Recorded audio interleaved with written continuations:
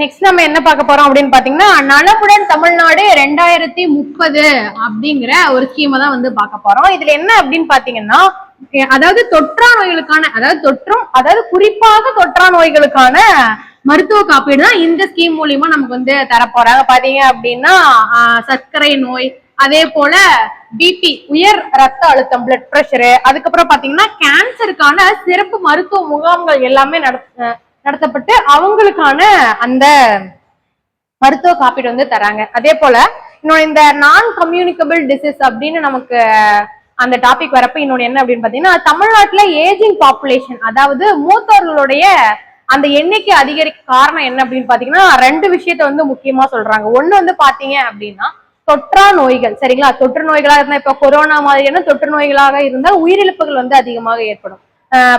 அதனால வந்து தொற்றா நோய்கள் வந்து அதிக உயிரிழப்புகளை வந்து ஏற்படுத்தாது, சரிங்களா? அதே போல இன்னொரு ரெண்டாவது விஷயம் என்ன அப்படின்னு பாத்தீங்கன்னா மொத்த கருவுறுதல் விதத்தை நம்ம 2க்கு கீழே குறைச்சிட்டோம். அதாவது 1.4 தான் வந்து நம்ம தமிழ்நாடு இருக்கு, சரிங்களா?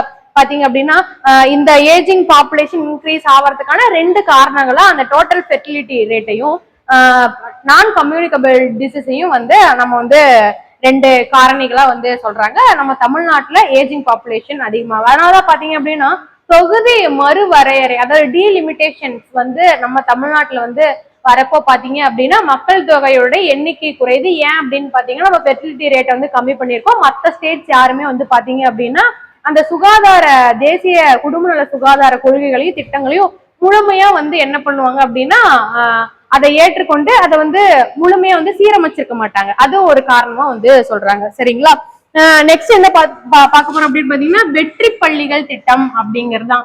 என்ன அப்படின்னு பாத்தீங்கன்னா இந்த வெற்றி பள்ளிகள் திட்டம் அப்படிங்கிறது 1000 பள்ளிகளை வந்து தேர்ந்தெடுத்து அந்த பள்ளிகள்ல வந்து பாத்தீங்கன்னா ஏஏ கற்றல் ஊக்குவிப்பு, அதே போல அந்த உட்கட்டமைப்பு வசதிகளை வந்து இப்ப இருக்கிற அந்த தொழில்நுட்பத்துக்கு ஏத்த மாதிரி வந்து பெருக்கிறது. அதே போல பாத்தீங்க அப்படின்னா ஸ்மார்ட் கிளாஸ் வகுப்புகளை வந்து ஏற்படுத்துறது, இந்த மாதிரியான உள்கட்டமைப்பு இன்ஃப்ராஸ்ட்ரக்சர் டெவலப்மெண்ட்டை வந்து ஏற்படுத்துறதா பாத்தீங்க அப்படின்னா வெற்றி பள்ளிகள் திட்டம், சரிங்களா?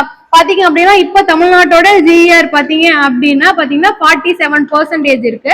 அத வந்து 90% வந்து உயர்கல்வியில சேர்க்கை விகிதத்தை வந்து அதிகரிக்கணும் 2030க்குள்ள அப்படிங்கறதும் இந்த வெற்றி பள்ளிகள் திட்டத்தினுடைய டார்கெட்டா இருக்கு.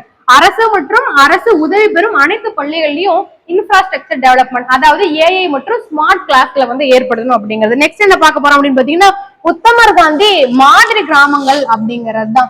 ஒவ்வொரு கிராமமும் தன்னிறைவு அடையணும், பொருளாதார தன்னிறைவு அடையணும் அப்படிங்கிற காந்தியினுடைய கொள்கையை பின்பற்றி அந்த கிராமத்துல வேளாண் வளர்ச்சியையும் கைவினையினோட வளர்ச்சியும் ஏற்படுத்தி அந்த கிராமங்களை தன்னிறைவு கிராமங்களா மாத்துறதுதான் இந்த உத்தமர் காந்தி மாதிரி கிராமங்கள் திட்டத்தினுடைய முக்கிய நோக்கமா இருக்கு.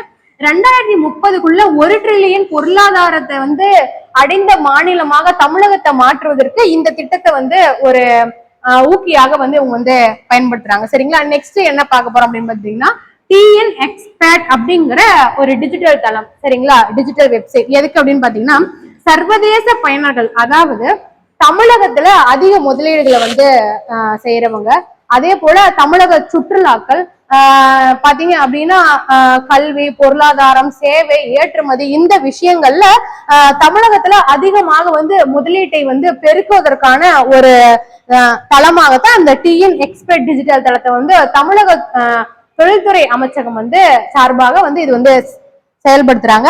என்ன அப்படின்னு பாத்தீங்கன்னா இந்த சர்வதேச பயனர்கள் எல்லாமே தமிழகத்தினுடைய கலாச்சாரத்தையும் பண்பாட்டையும் புரிந்து கொள்ளும் வகையில் இந்த டிஎன் எக்ஸ்பர்ட் தளம் வந்து செயல்படுது, சரிங்களா?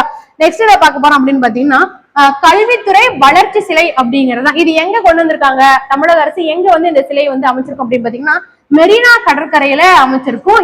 இந்த சிலையுடைய பெயர் என்ன அப்படின்னு பாத்தீங்கன்னா கற்றனை தூரும் அறிவு அப்படிங்கிறதா. தொட்டனை தூரும் மணற்கேணி மாந்தற்கு கற்றனை தூரும் அறிவு, அந்த கற்றனை தூரும் அறிவு அப்படின்ற அந்த வரிகளை மட்டும் எடுத்து அந்த சிலைகளுக்கான பெயரை வந்து வச்சிருக்காங்க, சரிங்களா?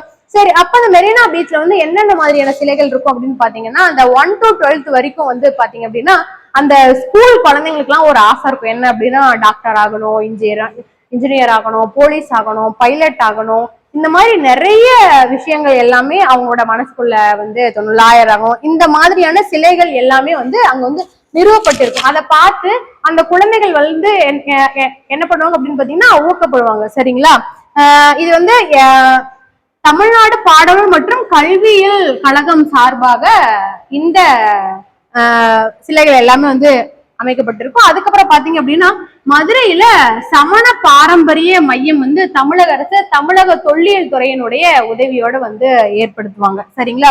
பாத்தீங்க அப்படின்னா தமிழகத்துல மொத்தம் 50,000 தமிழ் சமணர்கள் இருக்கிறதாகவும் அவர்களுக்கான ஒரு பாரம்பரிய தலமாக மதுரையில சமண மையத்தை வந்து ஏற்படுத்துறதாகவும் இது வந்து சொல்றாங்க. அதுக்கப்புறம் பாத்தீங்கன்னா காஞ்சிபுரத்துல பாத்தீங்க அப்படின்னா புத்த பாரம்பரிய தலத்தை வந்து ஏற்படுத்துறதுக்கான முயற்சிகளையும் தமிழ்நாடு அரசு செஞ்சுட்டு வருது. சரிங்களா?